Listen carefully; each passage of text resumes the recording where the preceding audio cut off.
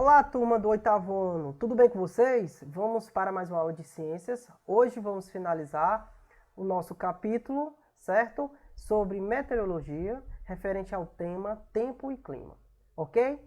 Bons estudos e vamos iniciar a nossa aula. Bom, turma, dando continuidade, certo? A esse capítulo extenso, que foi dividido aí em 3 aulas, nós vamos hoje falar sobre massas de ar, ok? Nas aulas passadas, nós vimos o padrão de circulação do ar, tá certo? Que é a perturbação da existência das massas de ar, que se formam na estratosfera, ok? Que é a primeira camada da atmosfera, pelo contato com a superfície terrestre. As massas de átomos são grandes áreas, certo, da atmosfera que se formam sobre as áreas uniformes da superfície terrestre, onde não há formação de ventos fortes. Isso possibilita que o ar, tá certo, aos poucos adquira as mesmas características de temperatura e umidade dessa área. Se uma massa de ar fica sobre uma região muito quente, ok? Aos poucos ela adquire calor e se torna mais quente. O mesmo acontece em regiões frias. A umidade também é transmitida ou retirada, né, das massas de ar por movimentos de convecção do vapor de água, tá certo? Bom, turma, as massas de ar podem se formar sobre o Ártico e o Antártico, tá certo? Os polos, os trópicos e o Equador. Temos aí alguns tipos. Os polares são formados próximos aos polos, né, obviamente, apresentando temperatura extremamente baixa. Árticas e antárticas, formadas em latitudes muito altas, tá certo? Apresentam temperaturas baixas. Equatoriais, formadas próximos à linha do Equador e apresentam temperaturas elevadas. Tropicais, formadas próximos aos tópicos de Capricórnio e Câncer e podem apresentar temperaturas quentes e frias de acordo com a região em que são formadas.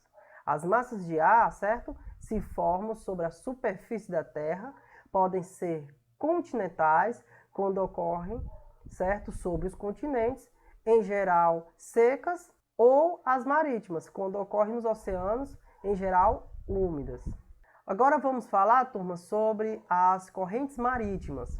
Correntes marítimas são as massas de água que se deslocam pelos oceanos, mantendo características específicas como salinidades e temperatura. Elas influenciam o clima local em áreas litorâneas, pois podem alterar a temperatura, o regime de chuvas e a umidade do ar. Assim, entre as características específicas, a temperatura é o fator utilizado para classificar essas correntes em quentes ou frias. Agora vamos ver sobre elas, né? As correntes quentes se originam na região equatorial, tá certo? Do planeta e se deslocam em direção às regiões polares. Elas tornam as regiões por onde passam mais quentes e úmidas, chuvas, né? E com amplitudes térmicas menor, tá certo? E a variação de temperatura. Já as correntes frias são provenientes de regiões polares e se deslocam em direção à linha do Equador, tá certo? Tornando as regiões por onde passam mais frias, com maiores amplitudes térmicas e considerável aumento da umidade relativa do ar. Essas correntes raramente provocam chuvas, ok? E na imagem, turma, vocês podem observar, de acordo com a legenda, no planisfério, a circulação das correntes quentes em vermelho e as correntes frias em azul e as regiões dos continentes áridas e semiáridas, marcadas aí nos continentes, tá certo? Vamos adiante. Bom, turma, agora vamos falar sobre frentes frias e frentes quentes, né? As massas de ar podem se movimentar em decorrência das diferenças de pressões na atmosfera. Durante esse movimento, é inevitável que massas de diferentes temperaturas se encontrem. No entanto, a diferença de densidade dos gases que os compõem impedem que elas se misturem. Dessa forma, ao se encontrarem, as massas de ar quente deslizam sobre as massas de ar frio, certo? Vindas do sul.